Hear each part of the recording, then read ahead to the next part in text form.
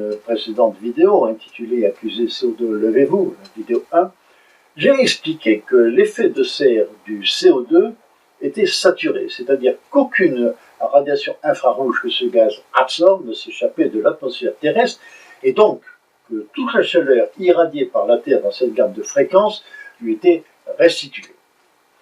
Autrement dit, on peut ajouter autant de CO2 que l'on veut à l'atmosphère sans que cela provoque le moindre échauffement additionnel. Cette saturation de l'effet de serre apparaît grâce aux mesures faites à partir de satellites, mesures que personne ne conteste, j'insiste, pas plus le GIEC que les plus ardents réchauffistes, mais ces derniers refusent d'en tirer les inévitables conséquences. Je n'ai trouvé sur le net qu'une seule tentative de réfutation, qui reprend, je crois, une thèse américaine et qui est exposée en français dans un article intitulé « L'effet de serre plus subtil qu'on croit », publié par une très sérieuse revue météorologique. Vous le trouverez facilement sur Internet et je vous invite à le lire. L'argumentation prend en compte le fait qu'un accroissement de la teneur en CO2 de l'atmosphère ne devrait pas se traduire par un réchauffement additionnel, mais considère, pour des raisons qui m'échappent, qu'il faut quand même trouver un mécanisme pour justifier le contraire. Alors je cite, « Lorsque la concentration du CO2 augmente, même jusqu'à doubler, si l'absorptivité du CO2 ne change pas, l'effet de serre ne devrait pas changer, et la température de la Terre aussi. Pourquoi tant s'inquiéter alors d'une augmentation de l'émission de ces gaz? Je crois que c'est vraiment une bonne question, et on aimerait bien que les auteurs de l'article y répondent, ceux qui ne font malheureusement pas. La réponse est, je suppose, parce qu'il y a une idéologie à soutenir, ou parce que tout le monde croit que le réchauffement climatique est dû à ce gaz. Ce qui d'ailleurs est faux et participe du bourrage de crâne général. C'est pour le moins une curieuse approche scientifique. La science prouve que les fantômes n'existent pas, mais il faut néanmoins démontrer leur existence. Ce qui se conçoit bien s'exprime clairement, a dit Boileau, dont les auteurs de l'article auraient dû s'inspirer, car leur démonstration est quelque peu compliquée, empoulée, encombrée de calculs et de détails inutiles qui en masquent le fond que je vais essayer de vous résumer. D'après eux, si j'ai bien compris, comme je le crois, le gaz à effet de serre, c'est-à-dire sous-entendu le CO2, est disposé en couches totalement absorbantes qui, je les cite, absorbent chacune la totalité du rayonnement qu'elles reçoivent et du fait qu'elles sont en équilibre thermique, en renverraient la totalité à raison de 50% vers le bas, c'est-à-dire vers la Terre, et 50% vers le haut, ce que nous avons ici. En conséquence, l'atmosphère étant composée d'un empilement de telles couches, le rayonnement qui atteint l'espace proviendrait d'une couche ultime qui n'a plus l'épaisseur suffisante pour absorber la totalité du rayonnement qu'elle reçoit, et qui, par exemple, renverrait 30% vers le bas et 70% vers le haut. Et tout se passe, d'après eux, comme si seule cette couche était vue par l'espace, et si les infrarouges provenaient d'une surface qui correspondrait à une altitude d'émission particulière qui serait la base de cette dernière couche. Toutes les couches inférieures seraient aveugles, elles ne verraient pas l'espace, et l'espace ne les voit pas. Alors selon eux, une augmentation de la teneur en CO2 de l'atmosphère provoquerait une élévation de cette température d'émission, qui à mes yeux n'est pas très claire. Compte tenu du gradient de température de l'atmosphère, du fait qu'il fait très froid en haut, et du fait que le rayonnement émis varie en fonction de la puissance quatrième de la température, loi de Stéphane, le rayonnement émis vers l'espace diminue, car l'air y est plus froid. Donc, l'atmosphère absorbe le différentiel d'énergie et se réchauffe. Des mouvements de convection verticale très rapides, sans conduction, accélèrent cet effet. De proche en proche, je les cite toujours, ce réchauffement se propagerait, mais cette fois par conduction, vers le sol et se traduirait par un réchauffement climatique. Rien de tout cela ne tient la route, et on a envie de dire, comme je ne sais plus quel professeur confronté à une thèse désastreuse, ce n'est même pas faux, tant chacune de ces assertions est dénuée de sens et désespérément éloignée de la réalité physique. Alors examinons point par point cette thèse. Numéro 1. La première proposition cumule les aberrations. Qu'est-ce que c'est qu'une couche totalement absorbante qui renvoie la totalité des radiations qu'elle absorbe? Une casserole qui laisse fuir l'eau qu'elle contient, ce n'est plus une casserole, c'est une passoire. Et si on ne sait pas définir une couche qui absorbe totalement les radiations, autrement que par le paradoxe qu'elle n'en absorbe aucun, on est mal parti. Une feuille de carton opaque placée devant une ampoule ne laisse pas passer la moitié de la lumière sous prétexte qu'elle est en équilibre thermique. Numéro 2. Avec cette conception aberrante de couche totalement absorbante, disparaît du même coup la notion fuligineuse d'altitude d'émission. Et n'ajoutons pas le fait qu'on ne voit pas très bien pourquoi cette altitude s'élèverait avec l'augmentation de la concentration, mais peu importe, l'essentiel est que la saturation de l'effet de serre du CO2 découle du fait qu'aucune radiation infrarouge de la gamme qu'il absorbe n'atteint l'atmosphère. Et ce concept d'altitude d'émission est dans ce cas totalement paradoxal et contraire au bon sens. Troisièmement, enfin, si une couche renvoie 100% des radiations qu'elle reçoit, elle ne s'échauffe pas plus qu'une vitre de fenêtre qui laisse passer le soleil, et en conséquence, tout l'effet de serre dans ce schéma se produirait dans les hautes régions de l'atmosphère, là où le gaz est le moins dense et le rayonnement le plus faible. Donc la température serait plus élevée en altitude, et l'air chaud devrait redescendre au niveau du sol. Heureusement que les frères montgolfiers n'en savaient rien. En fait, cette histoire de couche renvoyant 100% de son énergie sous forme radiative est sans doute le résultat de l'hérésie qui consiste à traiter un gaz comme un corps noir. Un corps noir peut, et même doit à l'équilibre, absorber 100% des radiations qu'il reçoit et réémettre 100% de l'énergie correspondante. Mais les radiations qu'il renvoie ne sont pas à la même fréquence.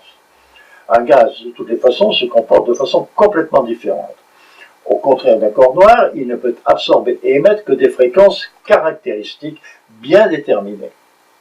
Un gaz à effet de serre n'absorbe que les radiations dont la fréquence correspond au mode de vibration de ses molécules et emmagasine ainsi de l'énergie.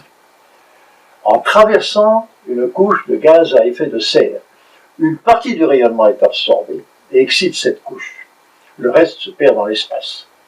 L'énergie absorbée est restituée à la Terre. Comment ? Le gaz à effet de serre ne peut restituer la chaleur qu'il a ainsi emmagasinée que de deux façons.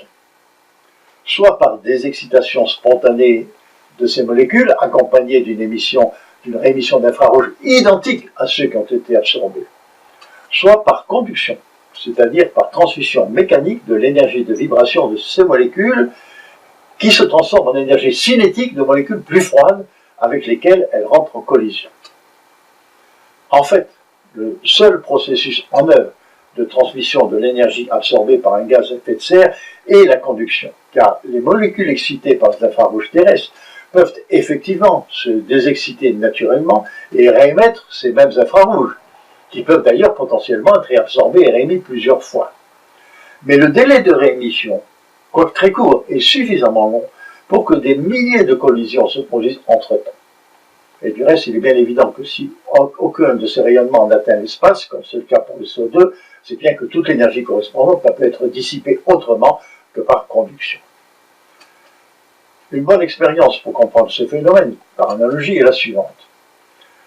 Prenez un verre vide et placez-le dans votre micro-ondes. Vous le laissez quelques minutes, il restera froid, car le verre n'absorbe pas les radiations du micro-ondes.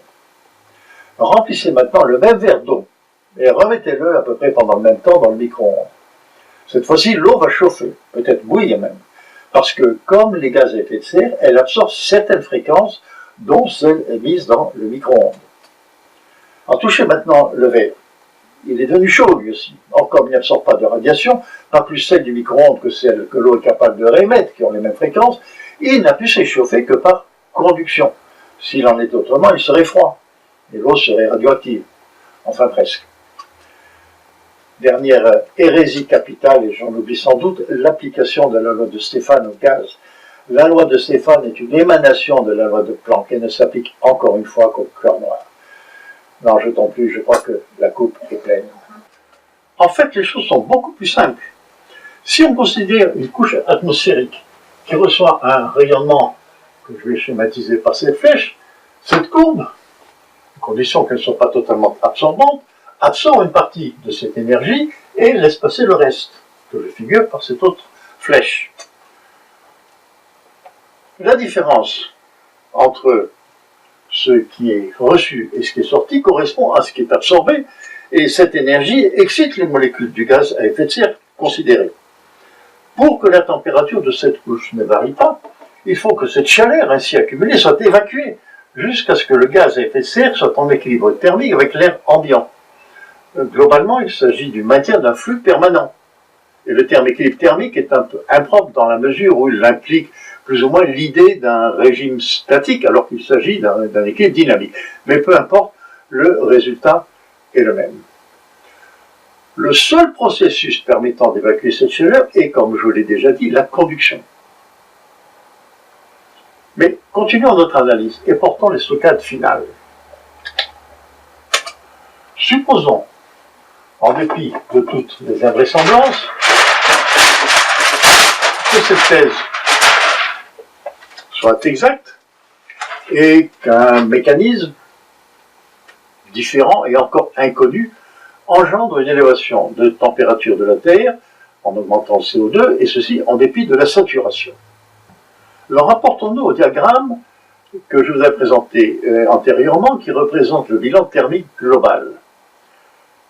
Il y avait donc l'énergie reçue du Soleil et l'énergie renvoyée par la Terre. Et je vous avais dit que les surfaces sous ces deux courbes doivent être absolument identiques, absolument égales, puisqu'elles représentent celle-ci l'énergie reçue, celle-ci l'énergie qui est renvoyée. Alors supposons qu'un phénomène inconnu provoque un réchauffement de la Terre. Qu'est-ce qui va se passer? Automatiquement, cette courbe va se déplacer pour venir, par exemple, quelque chose comme ça. Elle va se déplacer vers la gauche et la surface qui est là-dessus va être forcément supérieure à la surface qui est là. Si la surface qui est ici est plus grande que la surface qui est là, ça veut dire que la Terre a besoin de se réchauffer pour retrouver son équilibre.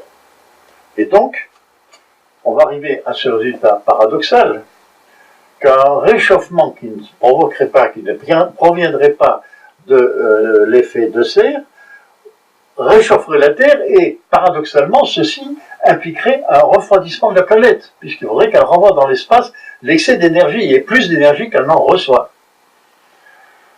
Donc, ce présupposé réchauffement serait la cause d'un refroidissement, ce qui serait quand même quelque peu paradoxal. En fait, on peut retourner l'argument en disant que cet effet de contre-réaction est un élément de stabilité de la température. Si celle-ci s'élève accidentellement, la Terre réagit en se refroidissant. En fait, cet équilibre incontournable entre la chaleur absorbée et la chaleur réémise prouve qu'en dehors des variations de l'énergie solaire, hypothèse dans laquelle nous plaçons, valable pour une période courte, il n'y a que deux possibilités pour quelque phénomène que ce soit de modifier la température de la Terre. Ou bien ce phénomène entraîne une augmentation de l'énergie reçue du Soleil, c'est-à-dire provoque une diminution de l'albédo. Ou ce phénomène entraîne une réduction de l'énergie renvoyée par la Terre, c'est-à-dire un accroissement de l'effet de serre. Il faudrait donc qu'une augmentation de CO2 provoque une diminution de l'albédo de la Terre ou réduise le renvoi du rayonnement reçu du Soleil en augmentant l'effet de serre d'un autre gaz, puisque le sien propre est saturé. Aucun mécanisme connu ne permet d'envisager la première hypothèse. En ce qui concerne la seconde, elle n'est pas a priori à exclure. Il faudrait nécessairement qu'une augmentation de CO2, au-delà de la saturation, augmente l'effet de serre d'un autre gaz. Par exemple, le CO2 en excès pourrait se combiner avec la bave de crapaud pour produire du méthane ou un autre gaz de serre dont l'effet n'est pas saturé. Et là encore, aucun processus connu ne permet d'envisager une telle hypothèse. Toute tentative de condamnation du CO2 en tant qu'agent du réchauffement atmosphérique n'échappe et n'échappera pas à la nécessité de respecter l'une ou l'autre des deux conditions ci-dessus. Une des personnes à tendance réchauffiste avec qui je discutais m'a cependant tenu le subtil raisonnement suivant. Supposons que par un phénomène encore inconnu, l'augmentation de CO2 provoque une relative petite augmentation de la température. Mais que cette relative petite augmentation de la température entraîne par évaporation des océans une grande quantité de vapeur d'eau dont l'effet de serre est d'autant plus important que l'élévation de température provoque également un dégagement du CO2 dissous dans l'eau de mer. Donc cette petite augmentation de température initiale déclenche de fil en aiguille une réaction en chaîne qui aboutirait à une grande élévation de température, un effet notable. C'est ce qu'on appelle une rétroaction. De telles rétroactions sont d'ailleurs prises en compte par le GIEC quand il évalue, je crois à 3 degrés, la participation du CO2 au réchauffement, alors que c'est un gaz très rare, plus que l'argon ou le néon. Alors, ce raisonnement est à première vue plausible, car il respecte l'un des critères que j'ai mentionné, celui qui correspond à la deuxième hypothèse selon laquelle l'augmentation de CO2 provoquerait un accroissement de l'effet de serre d'un autre gaz. Il est cependant totalement fallacieux. Alors, regardez le schéma. Toute cette partie-ci est correcte. Petite élévation de température provoque une grande évaporation, provoque une grande élévation de température. Mais celle-ci, si le CO2, elle est parfaitement hypothétique. N'oubliez pas le si. Avec le même raisonnement, je peux remplacer cette phrase, si un petit accroissement de CO2 par n'importe quoi. Par exemple, si les lapins mangeaient plus de carottes, ou si plus de femmes se coiffaient avec des chignons, et j'obtiendrai exactement le même résultat. Il y a un vieux dicton qui dit qu'avec des si, on pourrait mettre Paris en bouteille. Alors ne vous laissez pas berner par le tour de passe-passe qui consiste à considérer qu'une hypothèse est juste du simple fait qu'elle ne conduit pas à une absurdité. Il faut un peu plus que ça. Beaucoup de gens sont climato-sceptiques, des dizaines de milliers de scientifiques et des millions de personnes ordinaires qui sont presque parfois un peu gênantes dans la mesure où pas plus que l'immensité des réchauffistes s'appuie souvent sur de réelles connaissances scientifiques et ils n'ont peut-être ni le savoir ni le temps nécessaire pour les acquérir. Les climato-sceptiques, dont vous aurez compris que je m'honore de faire partie, avancent bien d'autres arguments contre la pensée unique et imposée, mais aucun n'a valeur de preuve incontournable comme ce que vous avez vu dans cette vidéo et celle qui la précède. J'espère que vous en tirez parti dans vos attitudes et réflexions. Il me reste à vous remercier du temps que vous avez passé à m'écouter et de l'intérêt que vous avez porté à mes propos. Vos remarques et commentaires seront les bienvenus. Vous pouvez me les adresser à travers mon site jmb-science.com ou directement par email à mon adresse jmbonami@orwell.com, information que vous retrouverez sur le tableau qui termine cette vidéo.